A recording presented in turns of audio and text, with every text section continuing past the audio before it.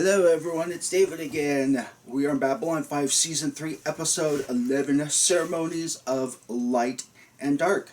We start off with the transports with the last batch of night watching leaving Babylon 5. Yay, all the bad guys are gone, right?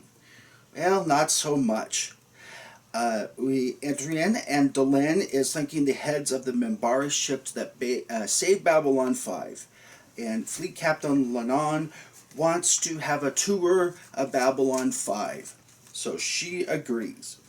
We get in, and all of a sudden, hey, wait, that's a sniper's target, and it's acquired Captain Sheridan. And we zip on over, and we're cueing the entrance theme. Yay! Paul Perry plays the sniper. Really kind of a strange looking dude. Don Strand as Boggs. He is the guy who's also with Night Watch, and he's got a deep gash over his right eye. So, and looks like it should have taken out the eye, but you can't quite tell. And we zip on in, and Delenn wants to do the rebirth ceremony, and everybody's making all the excuses of, I just don't have the time. It's like my friend who went into his birthday. He sent out like 60 invites, and he got 38 yes responses, and 4 people showed up. And that was because he had 3 people there, and then one person went to the bar, looked, saw that he was there, tried to run away, and he grabbed the person and said, here, it's my birthday, you have to celebrate it with me. It's like, wow, dude. So, unfortunately, this is what is happening to Delenn. She's getting turned down even by Marcus, who should understand what the importance is of this thing. We zip in, and Lord Rifa meets with Londo in the Zocalo. And Londo says, is there anyone along our border we are not currently at war with? And it kind of reminds me, of World War II, that war on two fronts. The one thing Hitler said he would never do is fight. And then here he is, he's fighting England on the Channel front. He's fighting England and Free France in the African front, and he, as well as the Middle Eastern front. And then he's also let's pick a fight on Mother Russia and try and invade them right before winter on the Eastern Front. I mean, what possibly could go wrong with that idea? But at least Hitler had syphilis in the brain he could blame.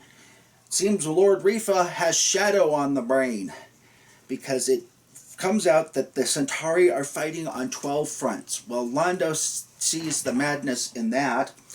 And so he basically wants Rifa to pull back, that the shadows are beginning to worry him. And Rifa says, nope, the shadows are my key to becoming emperor, and I'm not going to give that up.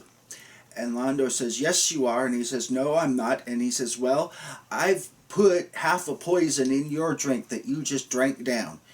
And half the poison is here now, and if you don't do what I say, someone on the royal court, you don't know who it's going to be, is going to introduce the other half of that poison, and you will be quite dead. And yes, you just heard my 2 cats. I swear to you, 3 minutes before I hit the on button, they were sound asleep. And that hissing sound you heard is them picking a fight behind me right now as we speak. I swear to you, But anyway, so Rifa all of a sudden has discovered he has no choice but to accede to Londo's wishes. So, and he, like he said, being somewhat of a sentimentalist, since we're going back to the old days of the Republic, they got their way by poisoning their enemy's drink. It sounds a lot like ancient Rome, if you come to think about it. They always seem to be poisoning each other's drinks to climb that ladder of success. We zip on in, and sure enough, Night Watch. We find that they are active, but they don't want to get rid of Sheridan, because they said you shoot him down and 500 more martyrs will take a spot. We want to get rid of his power base, and so they want to get rid of the Minbari. So they kidnap Lannon and Delenn, and they kill one of Lannon's aides as proof of we're serious. and they send a direct message with scrambled communications, because they still have some people on security, and they send scrambled communication to Sheridan saying, you know, you either do what we say or Lennon and Delenn are going to die, and then the Minbari are going to blame you, and they're going to, you know, want their pound of flesh from you. So we zip on in, and Marcus, he goes in to look for the people who kidnapped Delenn. And Marcus says, basically, he sits down at the table and he said, basically, if you don't tell me what I want to know, in 5 minutes I'm going to clear this table, and in another 5 minutes I'm going to clear the room. And sure enough, the next scene we see Marcus has in fact cleared the table and the room. And now he's got to wait for someone to wake up for him to question further.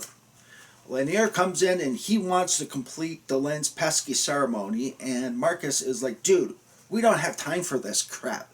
So he goes to grab Lanier, and Lanier basically grabs Marcus and lifts him with one hand and says, do not touch me again in that fashion.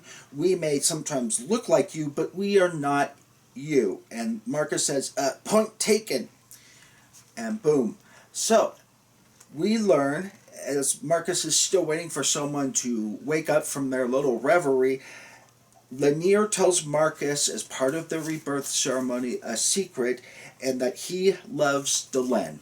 Now, it's not kind of like what he says, you or I, not a romantic love, but, you know, like how parents love their children is different from how a wife loves her husband, or husband loves his husband, or something like that. You know, Philadelphia, city of brotherly love, kind of a filial kind of love, or kind of love, you know, like a mentor, a big sister, that kind of love is what he is intimating, at least at this point. Of course, we find out much, much later that it might be a lot more serious than Lanier gives him credit for.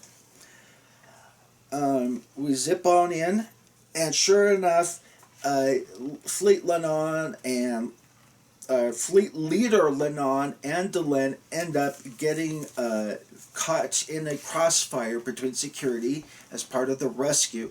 The guy throws a knife at Delenn's back, hits her in the back. And of course, Sheridan, seeing his erstwhile girlfriend get knife stuck in her back, he goes a little bit cray-cray in the head, and he runs the guy down and beats the living snot out of him. And he's the guy that was singing the toe bone's connected to the ankle bone. Now hear the word of the Lord. The guy with the few sandwiches missing that I mentioned earlier. So, Sheridan, and unfortunately, of course, Delenn has to go to MedLab. And she thinks that the ceremony is all gone. But no, the humans at least, I don't know if Jakar ever came in, or Londo certainly didn't, but the humans end up doing their part of the rebirth ceremony. They take their uniforms in and they put it down as a gift to Delenn, and they all tell them their secrets. And we learn Sheridan confesses his love for Delenn. He, not fully, totally, but he's starting to get the feels for her. And this is the first time that he's putting it officially in writing that, hey, girl, I got something, the feels for you. We might want to take this a little bit further, kind of a thing. Michael Garibaldi says he is afraid all the time of what happens if he lets go.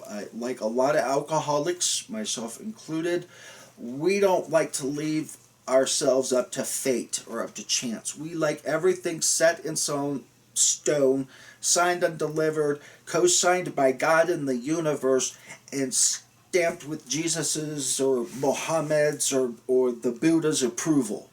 And if we don't have that, we're going to create our own universe in our brain that gives us that. And of course, when you throw down a few drinks, that helps all the while.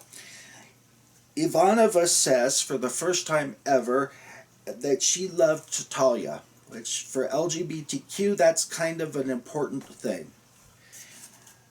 Franklin thinks that he has a problem, and we all know what the problem is, but he hasn't fully put into words You know, the first thing that you have to admit as an alcoholic or as a drug addict is, I have a problem with alcohol, I have a problem with drugs, and I need help to, you know, doesn't quite get that far, but he gets about halfway there. And of course, Lanier and Delenn thinking that they might do something, I better give them a gift back, and that's when they walk out with their new Ranger Command uniforms, I guess would be about the way you'd call it. But so a little bit of groundskeeping here, getting rid of the Night Watch trash, as you would say, and trying to talk about healing and when exactly is that kind of an appropriate thing is to heal. You know, is it 5 seconds after the shooting starts, or you know, do we start healing right now from the Afghan war? You know, now that our last troop is out, you know, you got to tell the troops, hey, get rid of your PTSD.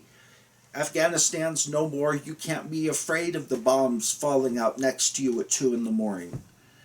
You know, or are they still going to be going through the effects of that? And would something like a rebirth ceremony even help in that situation?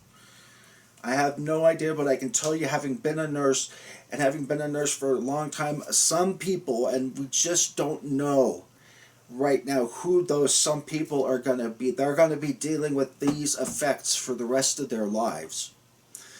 But at any rate, comment, like, subscribe, and share, and I will see you on episode 12, Sic Transit Vir.